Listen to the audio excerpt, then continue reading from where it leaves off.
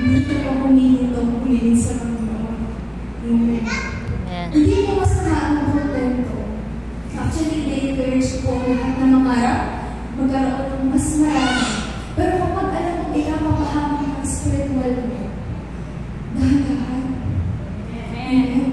Wala akong problema doon kung gusto mong dumating ang Panginoon, dumating ang araw, maging leader ka, tumaas ang estado mo, parang kung masulog ng simbahan. Pero kung marami kang nakakapakan na tao, huminto ka muna. Amen. Huminto ka muna, huminto ka muna. At sa blessings po, ganun din po, nakita ng Panginoon yung mga tao niya. Doon ako sinabi ng Diyos na medyo na-off na siya.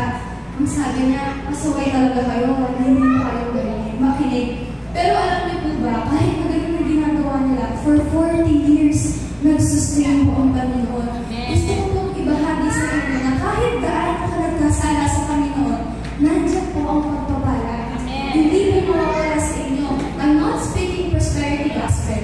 Pero, once na nagkasala ka sa Panginoon, oo, may pagpapala, pero may consequences. Hindi mo natatapos sa pagpapala. Kung may ginawa kang sabag sa kagustuhan ng Panginoon, oo, may pagpapala, may mana, pero after nun, may consequences. Ano po ba ang mga naging consequences nila? Dito na po sinabi ng Panginoon ang consequences sa mga Israelites.